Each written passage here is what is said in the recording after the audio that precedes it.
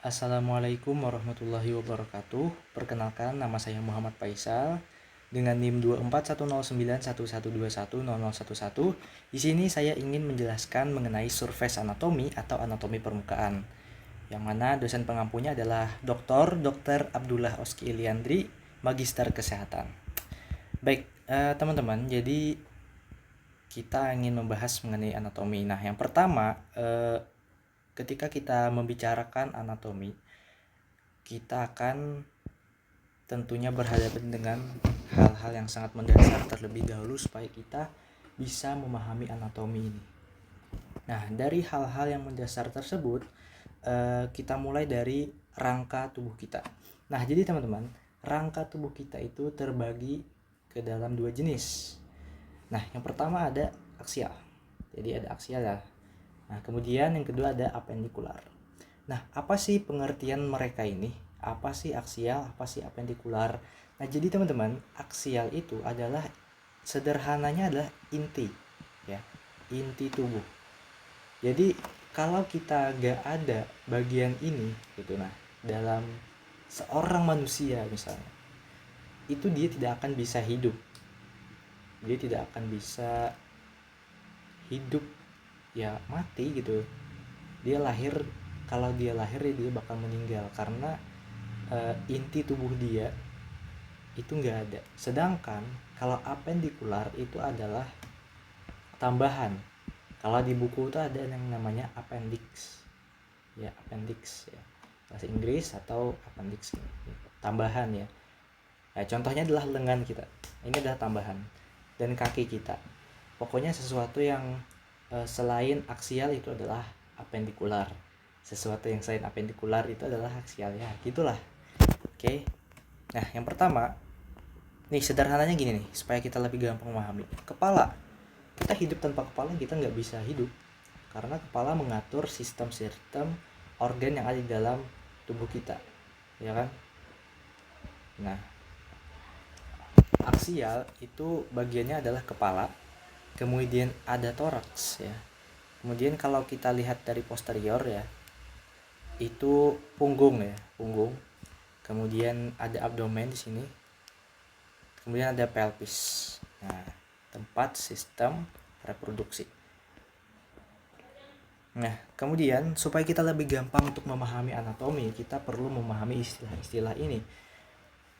Nah, jadi ada yang namanya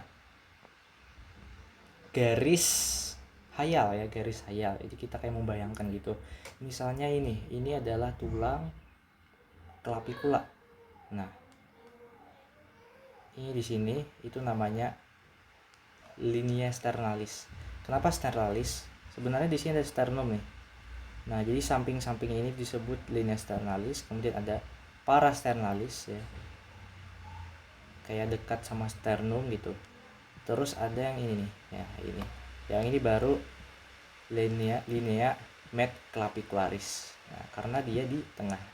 Jadi anatomi ini sebenarnya bisa kita pahami asalkan kita mengerti maksudnya gitu. Media tengah ya kan, clavicula itu, clavicularis itu ya clavicula gitu. Linea adalah line dalam bahasa Inggris. Nah, dalam bahasa Latin linea gitu. Jadi sebenarnya anatomi kita nggak perlu ngapal, tapi kita perlu memahami kenapa sih namanya begitu. Oke. Nah, sama hal-hal lainnya nih, ada proksimal, di distal. Proksimal ini mendekat ke sumbu tubuh gitu.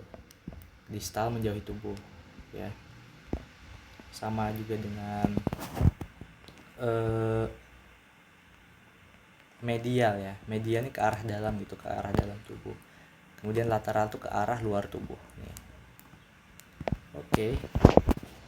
Nah, kita masuk ke aksial yang pertama. Aksial yang pertama adalah kepala, teman-teman. Nah, kepala ini adalah organ yang sangat penting. Jika tanpa kepala ya tadi kita nggak bisa hidup. Ya, semua orang pasti bakal paham kenapa. Karena kita memiliki otak yang berfungsi untuk mengatur semuanya ya, teman-teman. Otak adalah kalau di komputer itu prosesornya, memproses segala informasi data-data gitu untuk nantinya menghasilkan sesuatu. Nah, anatomi permukaan, jadi kita cuma membahas permukaan dari tubuh kita. Yang pertama di sini adalah tentu yang paling mayoritas deh, kulit ya teman-teman, kulit. Nah, kenapa sih kita perlu kulit? Ya bayangkan aja teman-teman kalau cuma tulang gitu, tubuh organ bagian dalam kita ya bakal kena gitu, bakal kena serang, bakal kedinginan dan lainnya gitu. Dan rawan terluka dong karena kita nggak punya kulit ya. Pembuluh darah kita terekspos, bahaya banget tuh kalau pembuluh darah kita sampai kena ya, semua bakal berdampak. Sehingga kita memiliki kulit yang luar biasa, memiliki pertahanan sebagai pertahanan pertama gitu. Nah ini nih kulit teman-teman, lapisannya. Jadi kulit itu ada 3 lapisan. Yang pertama adalah epidermis ya. Kita sering dengar epi itu puncak gitu, ujung, atau seperti yang bisa kalian lihat dia di permukaan ya kan. Ini nih yang kelihatan yang bisa kita lihat sekarang di wajah kita, di kulit tangan kita, kaki, dan ya seluruh badan kita itu kulit, epidermis yang kita lihat. Nah terus di bawahnya itu ada dermis ya. Nah dermis, kemudian baru deh yang paling bawah nih hipodermis. Nah hipodermis di sinilah nanti terkumpulnya lemak-lemak, kemudian pembuluh darah juga ya, pembuluh darah seperti arteri dan vena. Nah kalau di bagian dermis ini sudah menjadi yang versi lebih kecil. Arteri yang lebih kecil itu arteriol, kemudian ada vena yang kecil ya. Nah kemudian di sini juga yang perlu kita perhatiin adalah ini ya, apa namanya, rambut ya. Nah, rambut, yang mana rambut ini salah satu tempat keluarnya nanti keringat kita gitu. Jadi kulit ini tempatnya kelenjar keringat. Nah kemudian selain kulit ya, yang perlu kita perhatikan juga adalah alis teman-teman. Alis, yes. Kenapa kita harus punya alis? Why gitu? Apakah Tuhan menciptakan semua dengan sia-sia? Tentu tidak ya. Tuhan menciptakan dengan segala kesempurnaannya gitu, tanpa ada yang sia-sia, tanpa ada yang kelebihan atau kekurangan. Nah alis di sini, bayangkan teman-teman kalau kita nggak punya alis, ketika misalnya kita keringatan, basah, air netes gitu ya kan, airnya bakal langsung kena mata ya. Terus keringat itu asin teman-teman, keringat itu asin dan tentunya bakal sangat asin kan, mata kita bakal perih gitu. Sehingga alis ini ketika ada air, dia itu akan mengarahkan ke bagian samping-sampingnya gitu. Nah jadi nggak langsung kena mata gini ya, karena ya bakal perih nanti mata kita. Jadi itu fungsinya. Nah kemudian teman-teman, hidung. Kenapa hidung bentuknya gini? Kenapa nggak lingkaran ya kan, lingkaran gitu atau gimana gitu ya. Tadi misalnya ada keringat nih ya, ada keringat ya, dia bakal langsung ngarahin set ke sini ya kan. Nah nggak kena mulut ya kan, netes ke mulut, ke samping-samping ya. Ini nih luar biasanya belajar anatomi, kita jadi menyadari bahwa kita adalah makhluk yang Tuhan ciptakan dengan sebaik-baiknya, and that's amazing gitu loh. Oke. Kemudian kenapa hidung tuh ke bawah ya, bukan ke depan, bahkan ke atas ya. Kenapa ya kira-kira teman-teman? Ya jelas ya, jelas. Kalau misalnya kita analogikan kembali dengan keringat tadi ya, kalau ke atas bakal kemasukan keringat, kalau di depan ya kemasukan debu ya kan. Apalagi kita kayak berkendaraan bermotor ya, jalan gak usah kita berkendaraan bermotor, jalan kaki aja atau lari, wah pasti kemasukan debu loh, gampang banget. Sehingga ke bawah ini adalah lokasi ya, atau arah yang paling sesuai gitu untuk hidung. Nah kemudian juga kalau kita ingin melihat lebih dalam lagi mengenai hidung, hidung mempunyai bulu-bulu yang siap untuk menangkap debu-debu, sehingga ya proteksinya luar biasa ya kan, sudah ke bawah arahnya, terus kalau misalnya ada debu ya ada yang menangkap, and that's amazing mechanism. Nah ini tadi teman-teman. Nah jadi hidung itu dia itu bukan tulang keras ya. Kalau kita pegang nih kepala kita ini keras banget ya, tapi kenapa hidung kita ini sangat kayak letoy gitu, apa ya istilahnya itu bisa di fleksibel gitu. Nah ini bukan tanpa alasan ya kan. Misalnya kita tidur teman-teman, atau kita menghadap meja kayak gini nih, ini misalnya meja ya kan, terus kita kayak gini, kalau misalnya hidung kita kaku ya kan, ya bisa patah ini nih di ujung-ujung, karena dari struktur muka kita hidung tuh paling menonjol gitu ya kan. Nah misalnya kita pengen kayak rebahan muka di meja, ya hidung kita bakal berdampak dan sakit gitu. Tapi kalau gini kan dia fleksibel gitu, hidung menyesuaikan sama permukaannya, dan ini mantap banget gitu ya kan kalau kita pikirkan. Jadi ada beberapa bagian tubuh kita yang diciptakan dengan tulang khusus ya, bukan tanpa alasan. Nah kemudian teman-teman, ada telinga. Yes, telinga ini salah satu hal yang sangat penting. Tanpa telinga kalian gak akan bisa dengar suara video ini ya, kalian gak bakal denger apa yang dibicarakan tentang video ini, tentang yang aku ngomongin. Nah telinga juga merupakan struktur yang menarik nih. Kalau kita pegang ya kan, dia itu sangat fleksibel. Yes, again, tulangnya adalah tulang cartilago. Nah, jadi hidung tadi tulang cartilago, telinga juga tulang cartilago elastis ya. Jadi sangat elastis banget ya, luar biasa. Terus kenapa sih harus ada ini daun telinga? Supaya dia lebih maksimal dalam menangkap suara. Ini kan misalnya kita ngomong nih sama orang, nah, berhadapannya kan gelombang suaranya itu bakal ditangkap dengan maksimal oleh telinga kita karena berhadapannya kan, set, terus dia masuk ke dalam. Kalau nggak ada ini daun telinga, dia bakal kemungkinan besar cuma lewat aja gitu, nggak sampai set belok dulu ke samping ke dalam sini. Nah that's why this structure is important to maximize our potential gitu. Jadi ya Tuhan sudah menciptakan semaksimalnya dan sebaik-baiknya gitu, dan this is luar biasa sekali ya kan. Nah terus juga yang unik itu telinga ini dia hanya mampu mendengar dari 20 Hz sampai 20 kHz ya gelombang suara. Nah, bayangkan misalnya lebih dari ini atau kurang dari ini, ya kita bisa mendengar suara-suara aneh. Kita gak akan bisa tidur nyenyak, kita gak akan bisa makan dengan tenang ya. Suara dari 1 kilometer di depan kita itu kedengaran, dan itu bakal annoying banget, itu bakal sangat mengganggu gitu. Sehingga kita patut bersyukur kita diciptakan dengan sedemikian rupa sempurna sehingga kita tidak terganggu dengan lingkungan kita gitu. Yes, dan itu luar biasa banget ya teman-teman. Oke. Nah, sekian mungkin untuk head and neck ya, untuk kepala dan leher. Kemudian selanjutnya adalah dada. Nah, dada manusia seperti ini ya, terdiri dari banyak sekali otot nih, kelihatannya kan. Inilah otot dada, atau di sini itu musculus. Ada ditunjuk gak? Pectoralis major ya kan, pectoralis major. Kemudian ada bahu, musculus deltoideus ya, kemudian ada sini musculus biceps brachii dan lain-lain.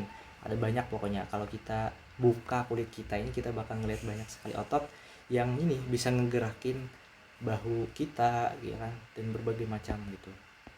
Nah kalau kita buka kulit kita buka otot kita, lemak kita, dan kita bersihin semuanya dari organ-organ, inilah tulang ya, tulang yang membuat dada kita ini kokoh gitu. Jadi ada 3 macam apa ya namanya, kosta, tulang rusuk. Nah kalau kita lihat ya, yang pertama, yang kedua, yang ketiga, yang keempat, yang kelima, yang keenam, dan yang ketujuh ini tulang sejati namanya, atau kosta perak. Kenapa? Alasannya karena tulang ini dia langsung nyambung ke sternum. Nah, kalau kita lihat nih, kita lihat lebih teliti, dia ini yang keberapa itu? Ke-8 ya. Itu numpang. Numpang ini yang ke-9, yang ke-10. Dia numpang, teman-teman, ya. Numpang. Ini nih yang namanya costa sporiae ya dalam bahasa Latin. Tulang rusuk apa ya namanya? Pokoknya dia itu kayak numpang gitu sama yang tulang rusuk di atasnya ini yang ada 7 ini. Nah, kemudian kalau kita teliti lagi ada tulang rusuk yang melayang, teman-teman. Ini. Nah, ini disebut dengan costae fluctuantes atau tulang rusuk melayang gitu. Oke. Nah, kemudian ada sternum ya kan. Ini yang membuat kita kuat ya. Perlekatan dari costa ya di sternum, kemudian juga ini ada tulang belakang ya di belakang. Nah, ini nih memiliki peran yang sangat penting, teman-teman, karena ada paru-paru di sini ya, ada jantung ya, kemudian ada lambung, nanti di sini ada hati, ada ginjal ya, tulang belakang, tulang dada ya, sangat penting sekali untuk melindungi organ internal kita. Nah, kalau kita lihat nih, nah ini kelihatan banget nih, ada paru-paru ya kan, ada paru-paru. Nah, nih kemudian ada jantung, teman-teman, nih jantung, kemudian ada hati, salah satu organ terberat dalam manusia ya, dalam tubuh manusia itu hati. Kemudian ada lambung ya teman-teman, yes, ada usus ya, dan ada ginjal di posteriornya, gak kelihatan ini. Nah, ini ada jantung ya. Nah, ada jantung kan di sini nggak terlalu kelihatan, lalu kita perjelas, di sini ada jantung, teman-teman. Tanpa ini kita gak akan hidup, teman-teman, karena dia mengalirkan darah, dan darah itu berfungsi mengalirkan bahan-bahan energi. Energi itu membuat kita hidup. Jadi kalau nggak ada jantung, nggak ada organ-organ vital gitu ya, nggak ada skeleton yang aksial ya, yang tadi kepala, dada, we will not live gitu, kita nggak akan hidup. That's why important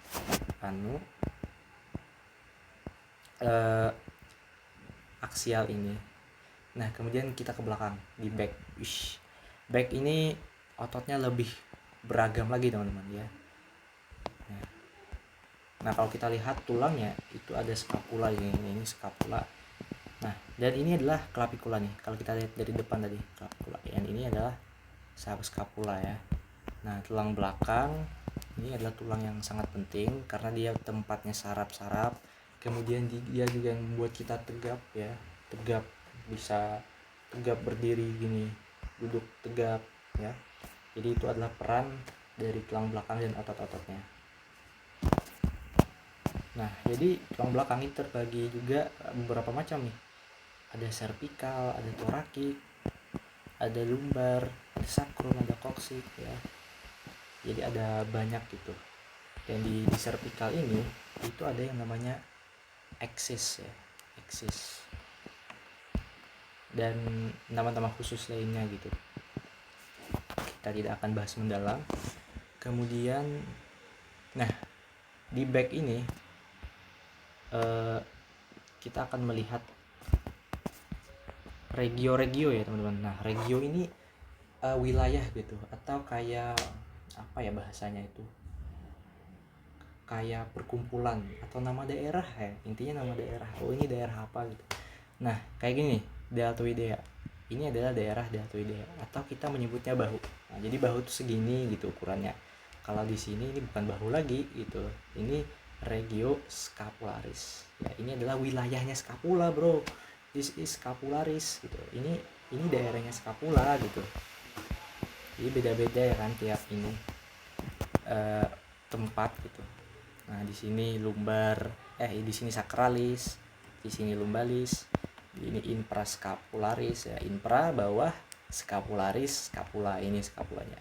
Nah, kalau kita memahami bahasa anatomi ya kita bakal gampang gitu menyebutkan istilah-istilahnya. Jadi anatomi tentang memahami ya. Oke. Nah, selanjutnya adalah abdomen, teman-teman. Abdomen bagian perut ya. Kita pasti bakal kepikiran perut itu pencernaan gitu. Yes, that's right gitu. Dan perut ini ya wilayah sini lah. Nah, ini bagian perut ya, teman-teman. Di bawah dada. Ya. Di sini ada diafragma ya. Ini ada usus. Nanti coba kita lihat deh. Nah, ini ada pembagiannya, atau ini pembagian garis khayal aja sebenarnya supaya memudahkan kita untuk mengetahui posisi-posisi organ internal kita. Contohnya ini dibagi 9 nih ya, dari sini. Nah, di ujung sini ini adalah hipokondriak region. Kenapa hipokondriak ya? Karena ini adalah tulang rawan. Ini tulang rawan nih. Apa tadi namanya? Costa fluctuantes ya. Ya, ada costa fluctuantes di sini. Kemudian ada costa apa ya? Apa teman-teman? Costa yang dia itu ngikut di tulang rusuk sejati ini. Nah, kondriak itu artinya tulang rawan. Nah, kemudian di tulang rawan ada apa gitu? Oh, di sini ada lambung nih sedikit nih, bagian sininya lambung. Nah, kemudian di epigastrik. Nah, ini epigastrik ada apa? Oh, kalau epigastrik itu ada sedikit sepertiga kayaknya, sepertiga lambung gitu. Terus ada beberapa part dari hati gitu. Nah, juga bagian kanan ya, kanan hipokondriak ada hati juga di sini. Nah, jadi pembagian ini sebenarnya memudahkan kita untuk memahami, membayangkan gitu. Apa sih isi dari ini? Kan kita nggak bisa ya melihat secara langsung gitu. Kalau kita memeriksa pasien, kita bakal membayangkan gitu. Oh, ini ada lambung nih di sini nih, daerah sini. Jadi itulah fungsinya kita membagi ini, membuat garis khayal, memudahkan kita untuk memprediksi ya, posisi-posisinya. Nah, ada umbilical region nih, ada usus halus, besar ya, dan berbagai macam. Dan ada ginjal ya di bagian posteriornya, ini enggak ketutupan ya, ketutupan usus. Oke. Nah, ini lebih jelasnya gini teman-teman ya. Kalau dari toraks dan abdomen dilihatkan, di toraks ada ini ya, ada paru-paru jantung, terus di bagian abdomen ada hati, ada hepar ya, terus ada kantong apendo di sini agak kelihatan nih, ada lambung, usus, kemudian usus besar, kecil usus besar gitu, ada ginjal juga ya, posteriornya agak kelihatan. Nah, selanjutnya kita akan membahas, ini bukan toraks dan abdomen, tapi ini adalah pelvis ya, daerah panggul teman-teman. Nah, ini nih yang bisa kita jadikan patokan untuk membedakan seorang manusia itu cowok atau cewek.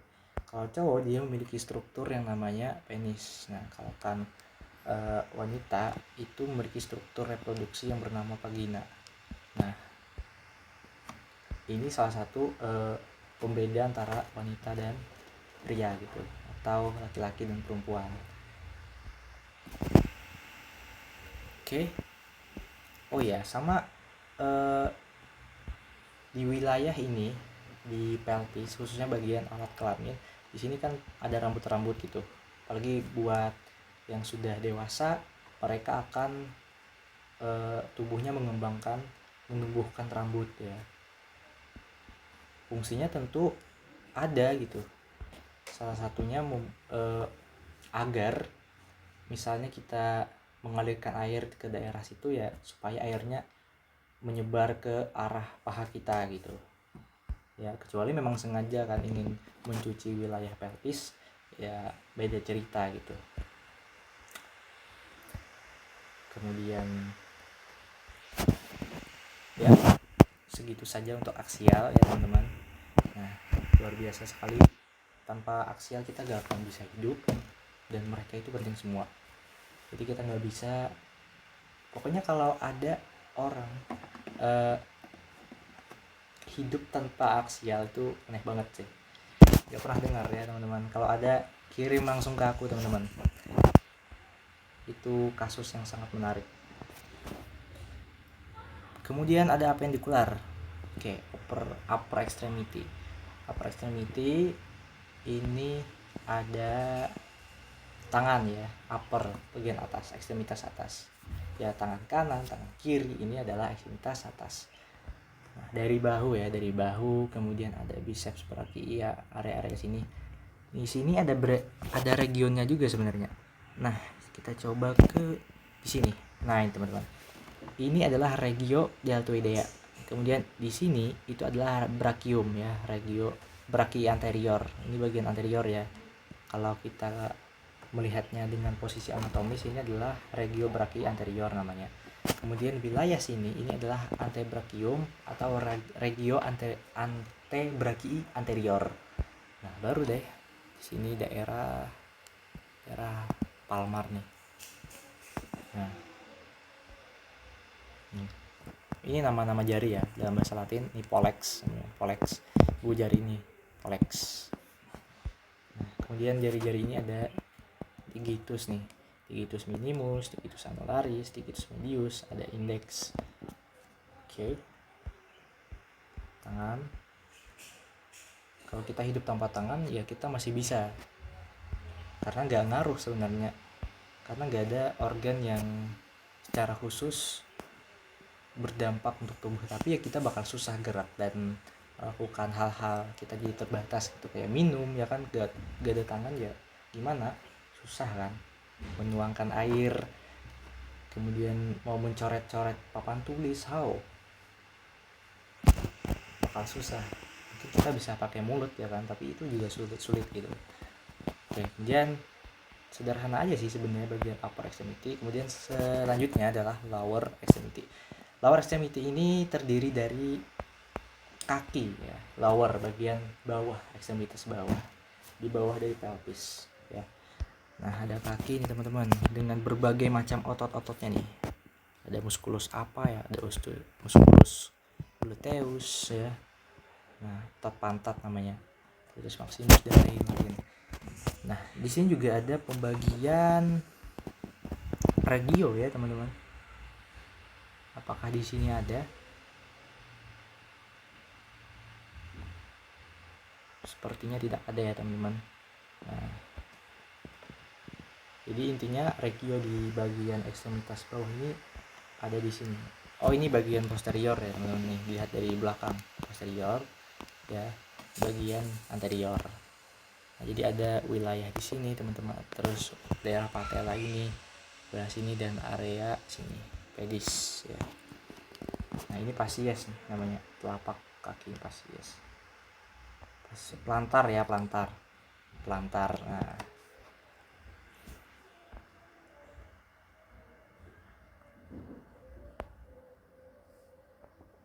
kalau ibu jari di kaki itu namanya hallux ya teman-teman, hallux. Kalau ibu jari tadi pollex ya, ini hallux. Terus sama ya, ini digitorum ya, digitorum kan ada banyak digitorum gitu. Oke. Nah, akhirnya kita kembali ke struktur secara umum. Nah, kalau kita berbicara struktur secara umum itu ada banyak sekali regio ya teman-teman. Ini ada bahu yang tadi nih, ada regio antebrachii mana? Nah, ini ya, ini posterior, ini anterior. Nah,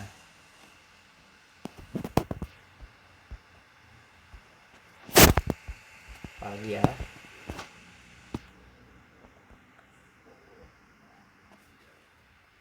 ini dari posterior teman-teman.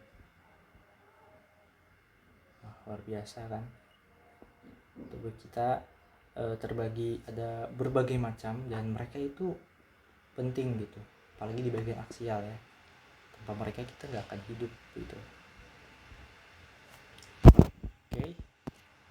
Baik teman-teman, terima kasih sudah mendengarkan video ini sampai akhir, semoga bermanfaat, dan jangan pernah berhenti untuk belajar, karena dengan belajar kita semakin bisa menghadapi tantangan di dunia ini, dan segala tantangan dunia ini bisa kita kalahkan, bisa kita atasi dengan pengetahuan ya, tentunya dengan pertolongan Tuhan juga. So I think that's all that I can say, I can presentate in this video. Terima kasih atas perhatiannya. Wassalamualaikum warahmatullahi wabarakatuh.